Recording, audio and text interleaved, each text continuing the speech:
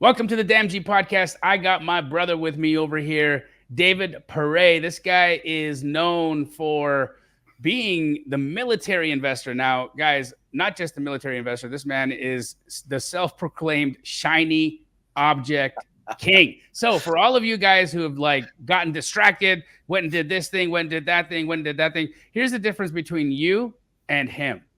He actually completes it. So you get to learn from somebody today who gets interested in something. He's curious, and then he goes off, learns about something new, and then actually makes it happen. So for all of you that are like that, meet the guy that you should be actually emulating. David, welcome to the Damji Show. How you doing, brother? I appreciate it. I like the spin on you put on that. That's good. It's a real thing, right? Like It look, is. my bro Pace, who you know as well, he's a very curious individual, and that's why he's so good at what he does, because he sees a new situation or a new strategy or something that he hadn't learned of before, and then he goes and does it, right? I've Yep. learned to do the same myself. I got curious about tax liens not too long ago, and I got really, really educated on them. And then I started buying tax deeds and tax liens, and I was like, wow, this is like the coolest strategy. It is. And co-living was another one of those things that I went after and started doing. And so I think it's really great to diversify and not just get stuck into one niche in real estate investing, because that's just dangerous, and also boring.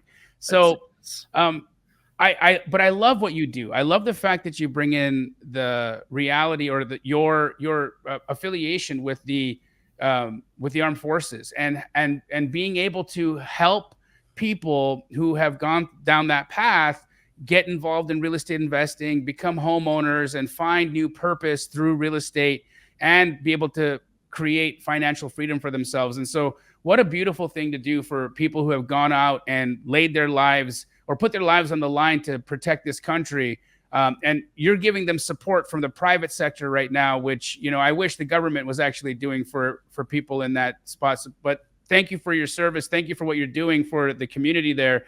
And how did you get into this? Like, how did you decide, once leaving the military, that you wanted to become a real estate investor? And was it something that you were thinking about prior to, while you were actually in active duty?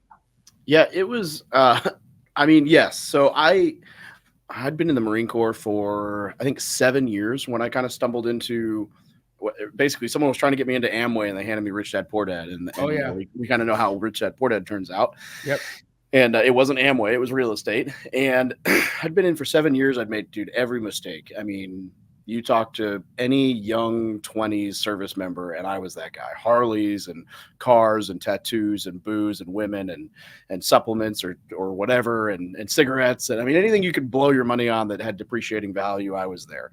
Lots of good stories, but nothing to show for it. Sure. And basically, I started reading books, and then I got it. I house hacked. I bought a duplex, lived in one half, rented the other, and that was just enough to like turn the light on. It took me probably 18 months to save up for my second property. Lucky enough, I was marketing for duplexes, and I ended up finding a 10 unit. And then, I mean, we just kind of went from there. It was this property took 18 months, then second property took a year, third property took 6 months, fourth property, and then it just kind of snowballed. And then 2019, I got into wholesaling. I met Ryan Dossie, and kind of he rubbed off on me a little bit. Dude. Yeah, Ryan's the man. He rubbed off on me a little bit. I think I did like 60 transactions that next 18 months between, probably 2/3 wholesaled, and then 1/3 that I either flipped or bird. And then I got to a point where I realized like my brand had some power. And so people started asking me to connect them. Either, I'd put two people together and get a small cut of equity or raising capital, or I'd have cool deals pop up. And I kind of just started focusing more on building the community side of things.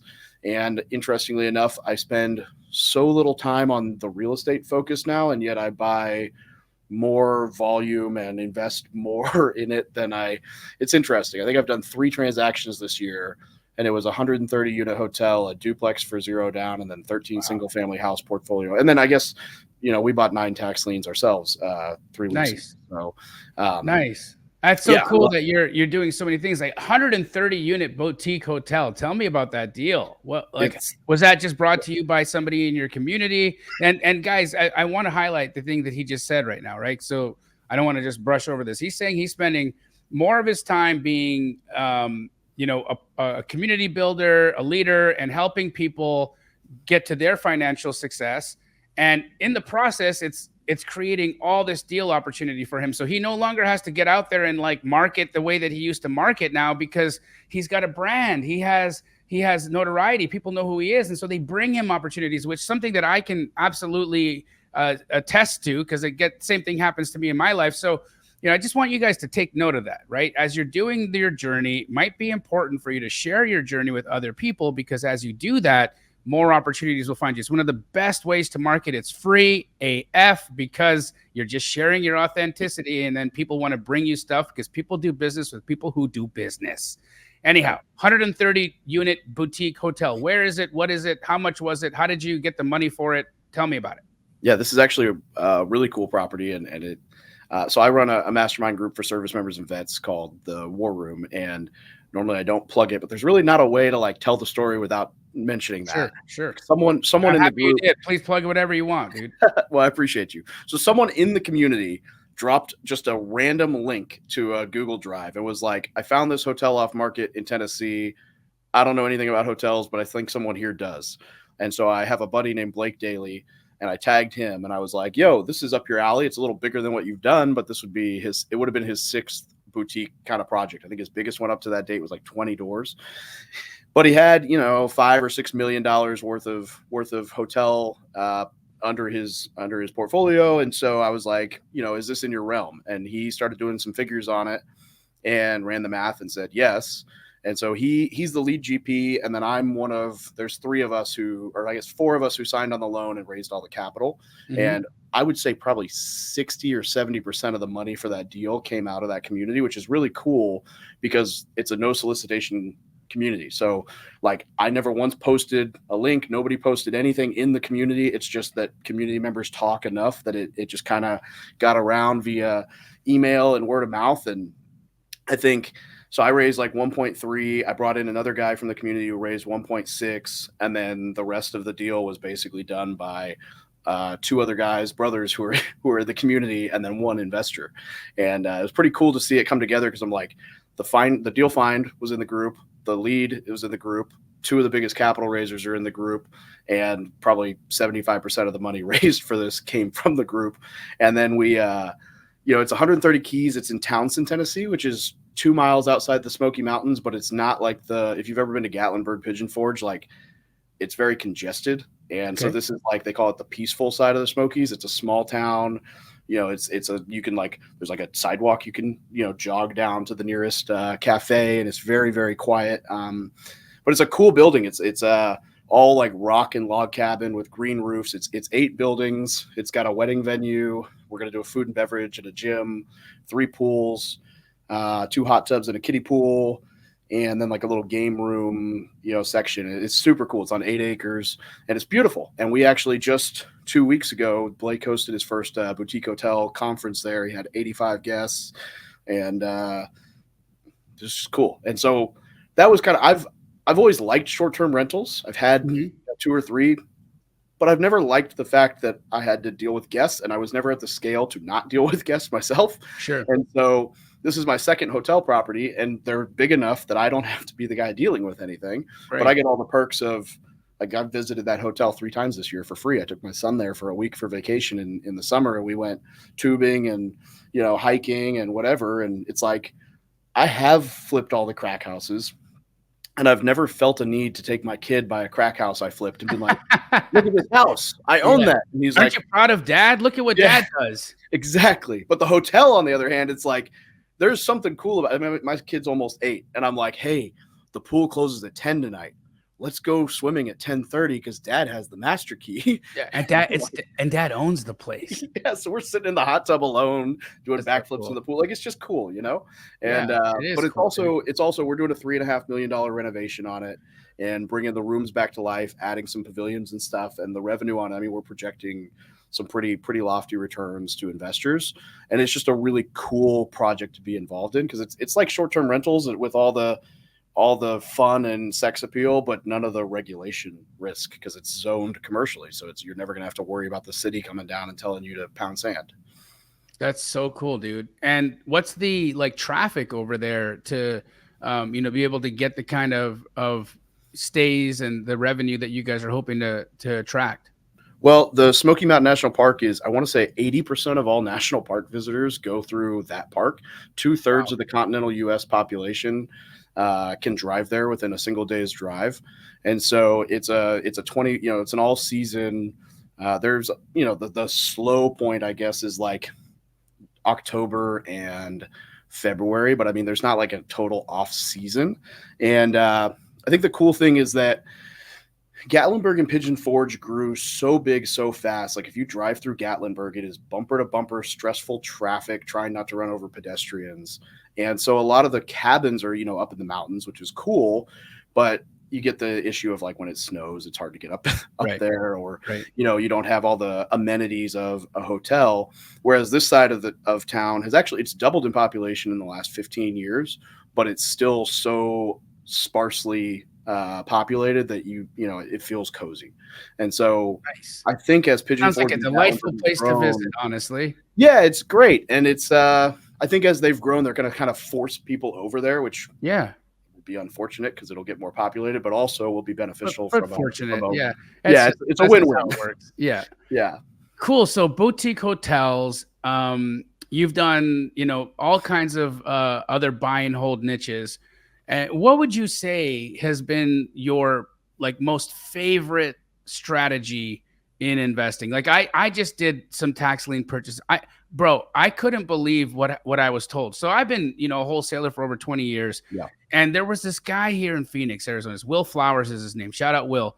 Yeah. I was buying houses from him, right? And I would notice that like he was barely paying anything for these deals, right? He was wholesaling them to me. So he was buying the tax lien when they default and the redemption period was over, he would foreclose on the property and then actually foreclose on the property. Once the redemption period was over, he would then sell me the deal, right? Yeah. And so I found out like he was essentially paying like $10,000 or less for these properties, sometimes $15,000 or less for these properties, selling them for me like for 200 grand or more. And I kept asking him, like, what are you doing, dude? Like, am I going to jail? Are you going to jail? Like, are you doing something terrible here? Like, what is your strategy? And he's like, no, dude, I just buy tax liens. He's like, it's like playing roulette. He's like, what I do is I place bets on specific tax liens and I look at the circumstance. I look at how often these guys let their thing go into default, how they, how much equity they have in the property. If they appear to be somewhat responsive, then I know that it's an interest play. And if it's an interest play for me, I'll take, 16% interest on this. Where am I going to get 16% interest anywhere in the world? So he's like, I'll place some of those bets. He's like, but some of the bets that I place, I look at this situation and I'm like, this guy's dead, or this guy's not coming back, or this guy doesn't care about this property. And he's like, those ones, I'll even bid, I'll bid them down to where I win it because I know this person's not going to end up actually performing and coming and paying it off. He's like, so I don't care so much about the interest rate. I know that there's a high likelihood for me to get the house. And so I was like, how is this real? So then I found out that you can, learn about this and that there's websites and tools and things that you can go out to do the research about this. So I spent an entire week diving into buying tax liens and tax deeds. And I started doing my own deals. And I'm shocked, dude. I'm shocked at how cool of a strategy it is and how lucrative. And you can get in for like nothing, like so little compared to all the other strategies of buying and, and investing. And so that has become a new favorite of mine. But for you, what's your favorite strategy, considering you've done all of them with, being the self-proclaimed shiny object king? Yeah, well, I'll answer that in a second. I will give some credence to your. I love the tax liens. We bought.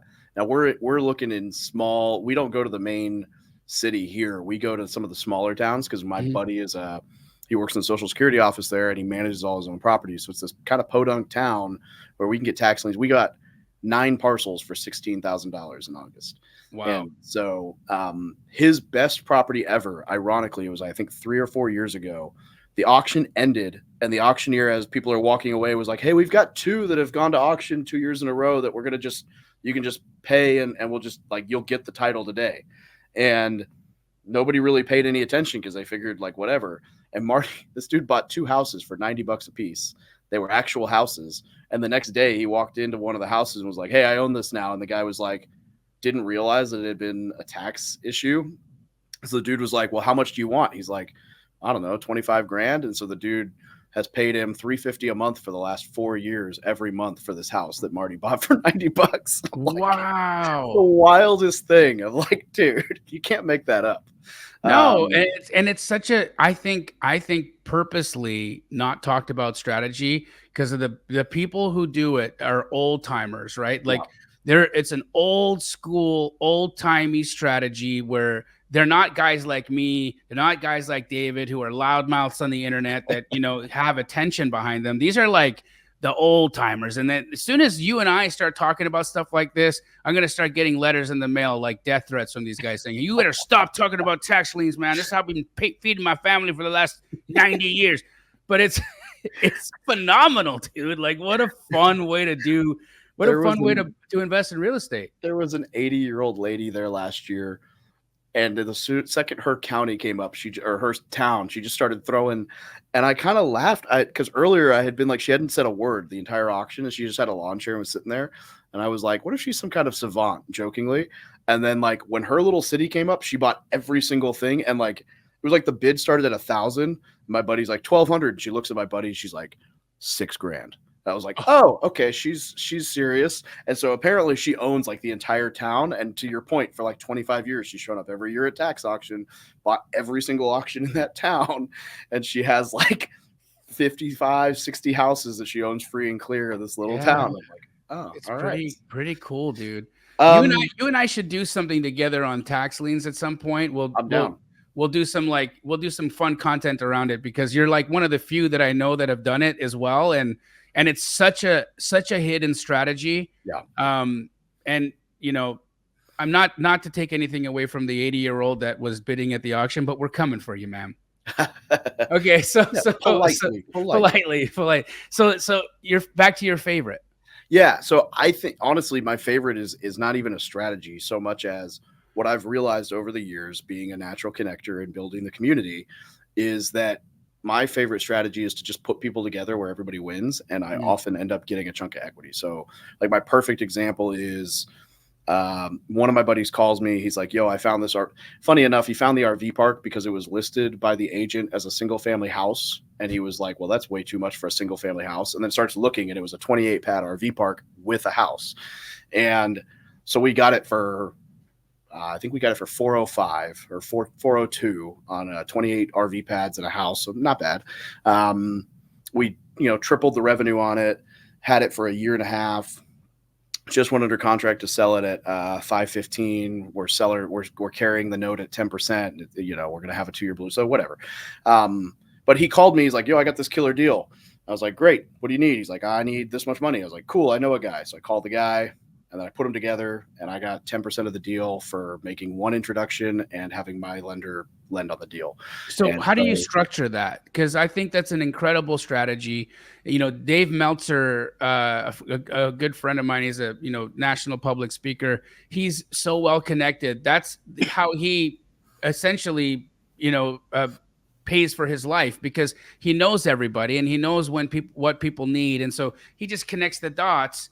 A lot of the times on handshakes, and I'm like, Dave, how do you keep yourself from getting screwed in these situations where, he's like, well, I'm well known, but, and he's like, and then I won't connect them ever again. And so it's a matter of, you screw me once, it's done. And so, but I think there should be more instruments in that, right? So like, what do you do to get yourself wedged into the deal, to take your 10% equity, to make sure that nobody's going to, have any shenanigans other than the fact that you look like a bull and you would probably break their bodies. I mean, beyond that, like, how do you keep honest? Honestly, so this one, we just formed an LLC with the three of us, but usually it's just a JV. I just attach my LLC. I have an LLC that is basically just this, where it's like my brand, and I will just attach that as a JV partner to the deal. In this case, I also was the guarantor on the note, so it was like, I'm going to know for sure that what's going on with this property because I'm tied to it. Sure. But in a lot of them, yeah, it's just a JV. I've raised capital for a couple other deals where I got some equity for helping people out. Um, but a lot of it really is just connecting. And it's funny because these deals will pop up and you see enough of them, you just kind of know, like, yeah, that's a good one. That's a, and so I got this duplex, the exact same guy this year. He called me and he basically his private lender needed out and he didn't get it sold on the MLS fast enough. And so he sold me, just a little duplex for 85 grand that was rented for 1250. And I'm like, okay, cool. How do we structure this so I'm zero down? Great. We did a little creative financing and I didn't pay $1 and now it cash flows. And so it's just, I think those are my favorite kinds of deals though, where I'm helping people out because it's a win-win-win. I don't get a huge chunk, but I get a chunk, and it comes down the road. But I don't have to operate the deal. I don't have to do. I mean, really, I'm maybe 5 hours total into that RV park over the last year and a half, And what do you think it'll get you? It'll probably, by time is said and done, it'll be somewhere between 16 and 20,000. That's great, man. Yeah. That's a great return. And plus you did a good thing for all the people involved, right? You put the parties together, you got the deal done, and David gets a chunk for being the connector. And I think that's great. There's, Pace has these different avatars, connector being one of them. I'm a connector myself. Like I've always been the guy who loved to connect the dots. I see people and after talking to them for a little while, I know what they need. Right now, and when you have a gift of being able to see and understand what people need, it's very easy to make those. How do you keep yourself from connecting the dots? Because this happens too, and this is where the underbelly of that can be. It's happened to me where I've connected the dots for people, and then one of them turns out to be a turd, right?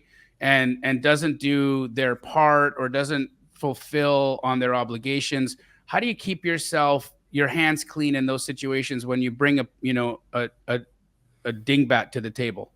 Well, I think the biggest question there is, really just asking yourself, is the person I'm about to introduce somebody I would stake my reputation on? And so, because that's really what you're doing. Like and people laugh and they're like, yeah, well, that doesn't cost you anything.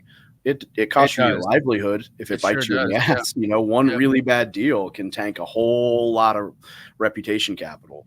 And so, I mean, really what it is, the money partners I'm much less worried about, because if I go to so-and-so and they say they have the money and then they don't, well, then they're just not going to be the person I go to in the future and I'll find someone else.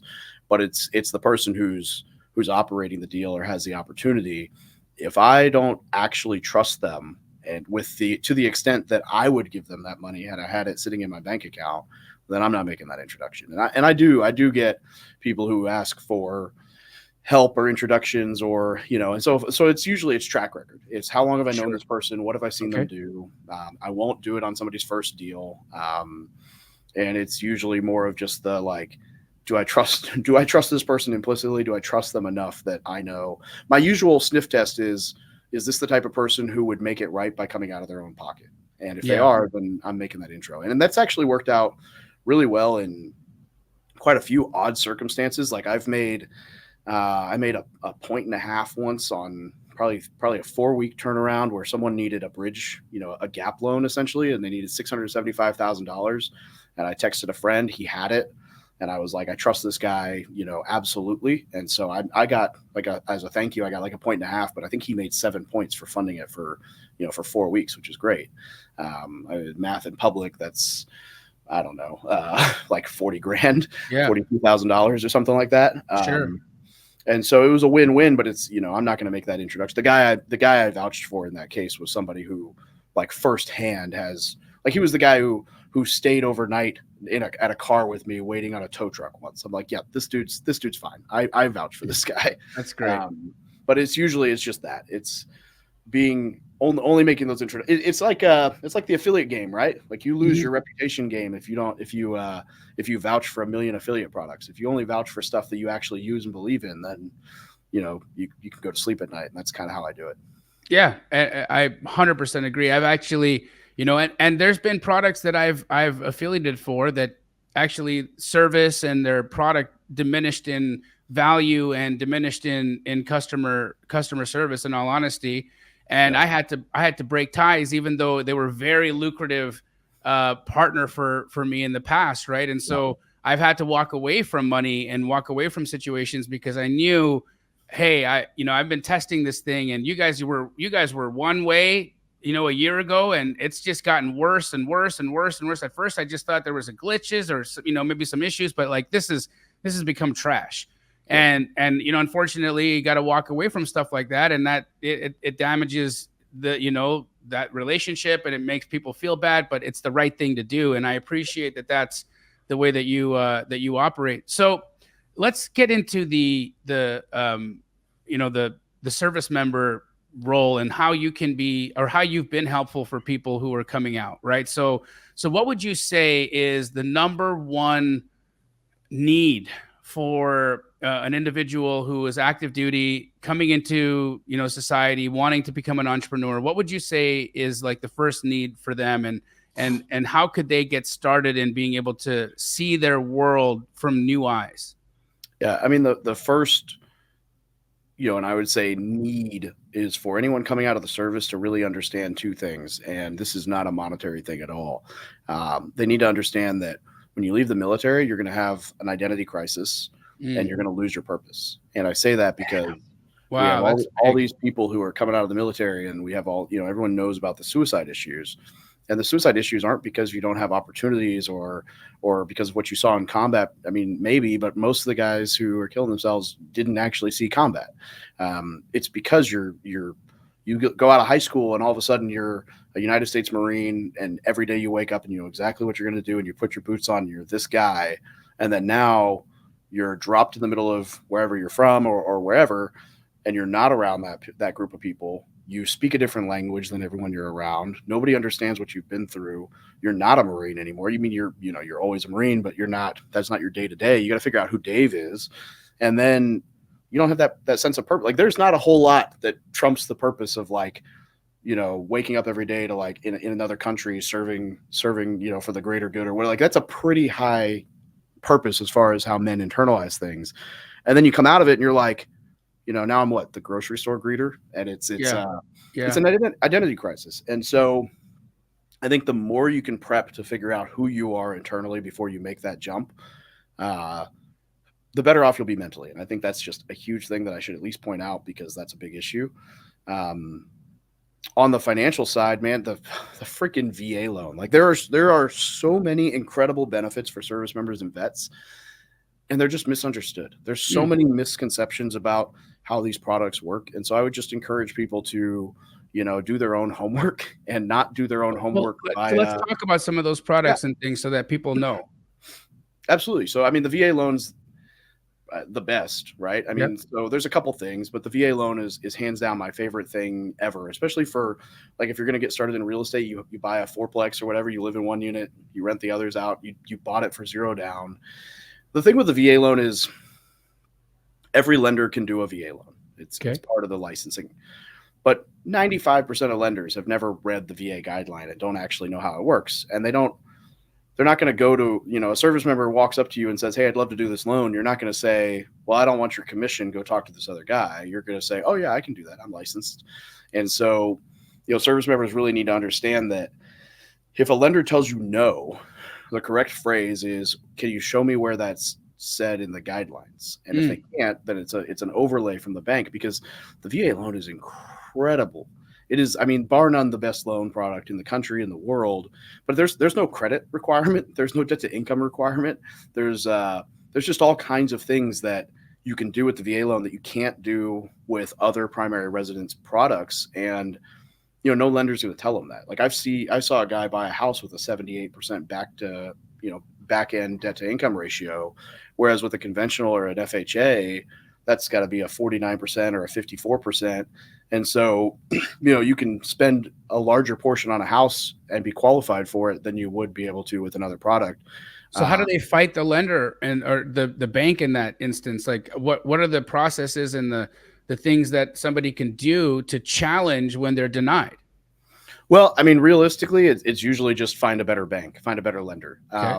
And so I often encourage people, there's a brokerage and I have nothing. I mean, I know the owner and I have a deal with him through his partner company, but through the actual training program, there's a company called Vetted VA, and I have no affiliation to them at all. Okay. and they basically just have a map of the United States, and you can like click on it and they'll introduce you to a broker. And so they're not a mortgage company, they're just an education company. And any Okay. lender who's been certified by them has passed their like level one. To my knowledge, unless it's changed in the last 6 months, not a single person's ever passed it on the first try. So they are the most intense like VA loan requirement education. It's a private company, but any lender who's been basically vouched by them will actually be able to help you. And they're brokers, so they can farm out 10 or 15 different loans and say, hey, this is the best one for your scenario. Because there's just so many misunderstandings within the product that it really can do just about anything you want it to. So outside of the VA loan, what other things can people have access to? Well, one that I don't know that everybody takes advantage of is like your disability. You get out of the military, and if you have an injury from the service, a lot of us are too proud to bring it up. But the military, the VA will pay you for that. They'll compensate you, and depending on what your percentage is, that compensation can be quite lucrative. It's tax exempt, Sure. and so if you're 100% permanent and total disability from the VA, that opens up a ton of states where you don't pay property tax. There's a grant for your child to go to school for basically any state school for free. There's a bunch of other educational benefits with that, but the state tax and the property tax is the biggest one. And then also, I mean, you're getting $4,000 a month tax exempt for the rest of your life. And so I think that's a big one where if you just swallow your pride and say what I remember there was a lottery back in the day that you could scratch that would pay. It was called Set for Life. And if you won the jackpot in the lottery, they'd pay you $4,000 a month for the rest of your life. That'd be sick. And I mean, right? I know life has changed where $4,000 a month now doesn't get as far as it did, back then. But $4,000 a month is a substantial amount of money to get you, especially if you're in a 2-income household, you're in a great spot, right? Like you could actually survive. You could actually have a decent life and pay your bills and, go on holidays and do all the things. Yeah. But you're saying it's a matter of pride. People don't want to go through the process of admitting that and acknowledging that their disability is there and that they need help for it. Yeah, it's that. And a lot of service members, it's not always so much the vets. A lot of times it's when you're active duty. People don't go to medical, so they don't say, hey, I hurt this thing training, because they're afraid that it'll hurt their career. And then when they get out, they're like, hey, I have this injury. And the VA's like, well, we have no record of it. How do we know you didn't hurt yourself afterwards?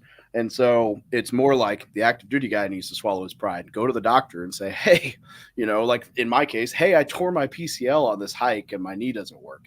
Like, had I not brought that up, I'd be hurting right now, because I did blow out my PCL and have to have it replaced, and my knee is not the same.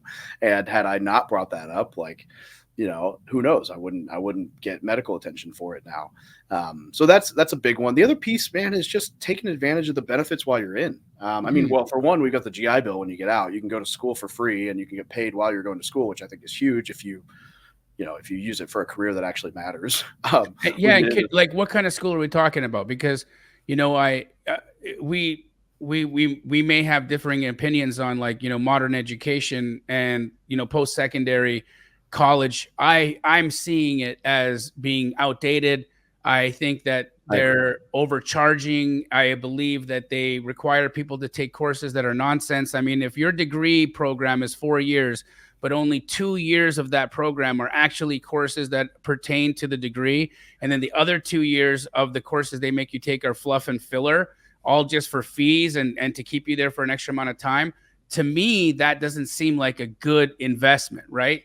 And so maybe people are looking at the education system and saying, this is outdated and I'm not going to learn the things that I'm going to need to know to be a productive and a valuable member of society.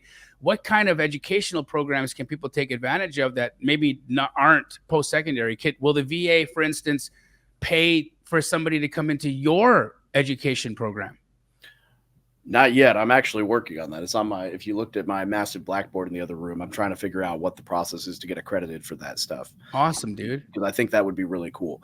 I agree with you 100%. I think unless you're going in for some very hyper specialized degree. Like a Then doctor, an accountant, or something. Yeah, exactly. yeah. But the GI Bill, depending on, so there's the GI Bill and there's what they call the Cool program. They're both like different certification stuff that gets paid for out of the same program.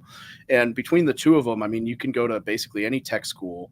You can get your pilot's license. And then there's really just a myriad of, like, I have buddies who went to film school in San Francisco last year, and they got paid for, and they got kind of cool. They got like a whole videography set with a camera and lenses and lighting Wow. and whatever, probably 10 grand worth of equipment. And then they got certified through the film school, and they did a lot of projects and learned how to use it all. And now they have a skill that, so it really is just a matter of getting accredited through the Department of Defense or the Veteran Affairs Office to be able to use those funds. And there's a very large amount of programs that you can use, but my favorite are, the tech school side, or maybe like your commercial pilot's license and going to fly. I think I'm actually going to use mine for that next year, because I want to buy myself a little Cessna to hop around, because I travel so much, and I'm like, wait, I can get this paid for. Why have I not done this? That's cool, dude. I mean, I wish I had the bravery to get into one of those small planes over and over and over again. We had a day where I went up once, and I was just like, man, I can't wait for this thing to come down. It just felt so small and like rickety, but I guess if it's been up and down that many times, it's, I'll be okay. But I private air travel, and if you can do a small plane like that and fly it yourself, it is a completely different way to move around the country.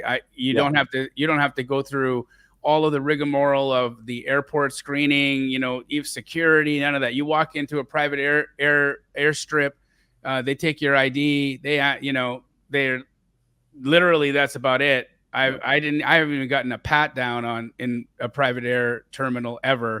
I've never emptied my pockets. I never showed them my bag. A little concerning, to be honest, but they're like, yeah, hop on and away you go. I guess I figure if you're going to blow up your own airplane with you, I guess, maybe right? you were going to do that anyway. So true. So taking advantage of the available perks that you get from from being in the service is one of the things. Anything else? Yeah, I mean, we really just work with people on kind of their mentality. So Yeah, the service community, members, right? Like being able to connect to other people who have been through what you've been through. Exactly. Yeah, we have a unique bond within the mastermind because it's all service members and vets. So they have that in common. But what's cool is, all these guys, you join the military and you're basically financially free.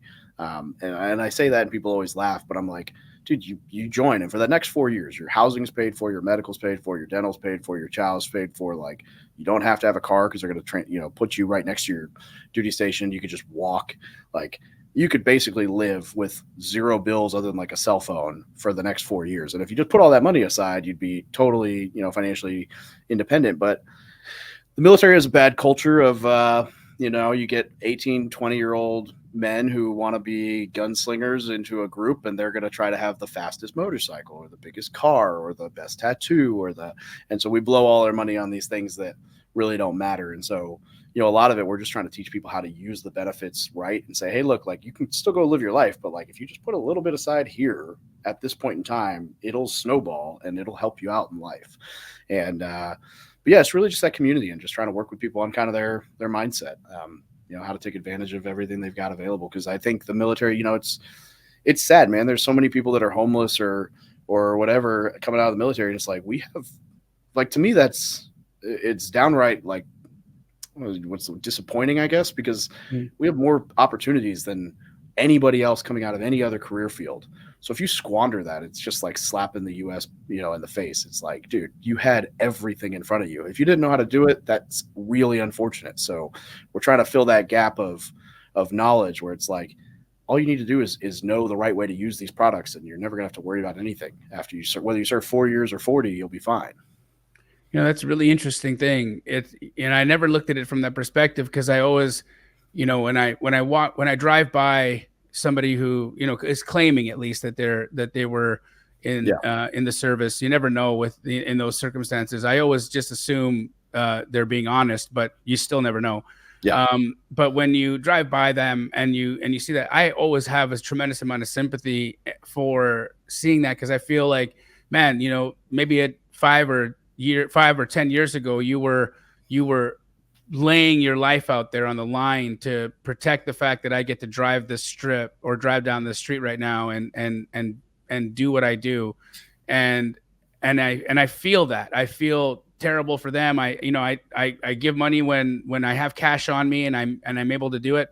The reality is, though, I've always felt like we are not doing enough for them. That's been my story. The story that I have in my head, because even the politicians will reiterate that we're not doing enough. But it sounds to me from what you're saying is we're not educating them in the beginning and through the process of how to think and how to not take it, how to not to lose this. Like if you're coming into the military and you understand, like, okay, I'm gonna have the next 4 years of my life completely paid for, but I'm also getting paid on top of that. What can I do to set myself up for success once I leave active duty so that I'm not in a bad situation?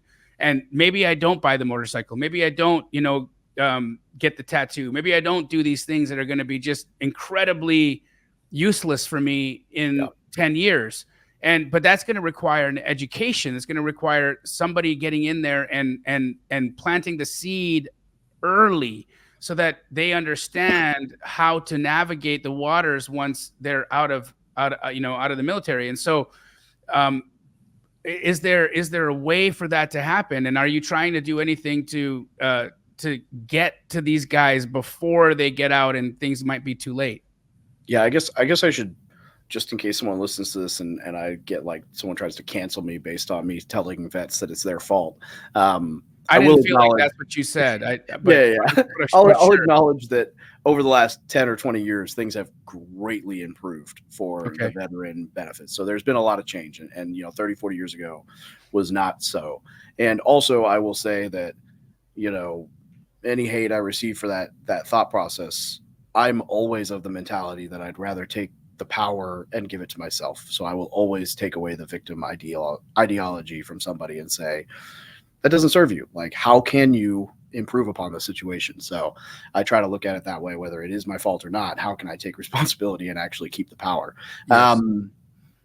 I think so. It's weird because the education is all there. All of the resources and the educational opportunities are there.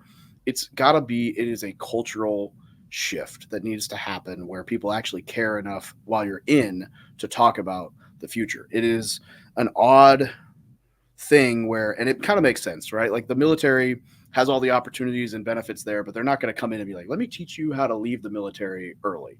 Like that's not conducive as an operation for them to tell everybody how to get financial freedom and leave.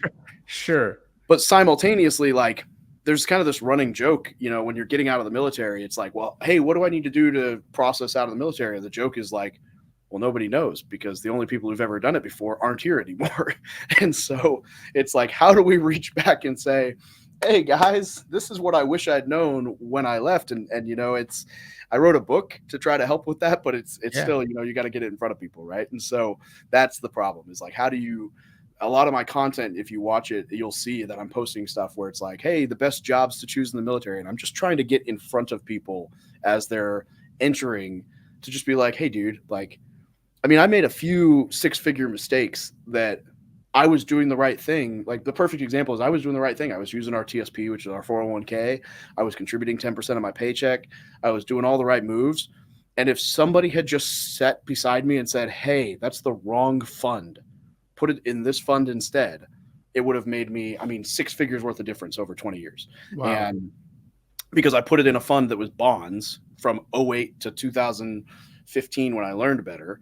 And so for 7 years in the best run up that the S&P 500's seen in the last 60 years, my money was earning 1%, maybe 2%, vice 20, 30%. And I'm like, if I could just help people with like, hey, if you just like earn the matching contribution and make sure it's in this allocation and just let it ride, you'll be great in 60 years. And then while you're doing that, save a little money so you can house hack and do this. And now you replace your living costs. And then you can do, you can buy a rental every 2 years and every 4 years and that'll snowball. And then in probably 3 moves, you could set yourself up for success as long as you're patient. Man, this is incredible stuff. And guys, if anybody's watching this right now and you are in active duty and you want the book that David was just talking about, do you have a copy of that book nearby that I can see? Always. Yeah. Called the No BS Guide to Military Life. Okay, cool. So where can they get that book?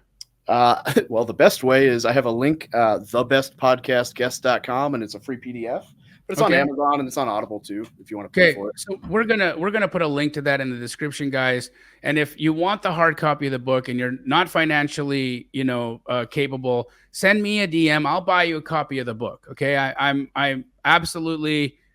Listen. I believe in what you're doing here, brother. I think it's noble. I think it's beyond that. I think it's necessary, and yeah, just don't be that guy who had the opportunity, who heard the advice, who was even told that he'll be given the thing for free, and then doesn't take the action and actually make it happen. Because then, my friends, it's your fault. All Yep. right, because we didn't want to say that. Nobody wants to say that here and get canceled and be that guy. But if you're given if you're given the runway of here's the playbook, and then you don't do that, then you have to own that, and you got to take responsibility for that, because I think it's important.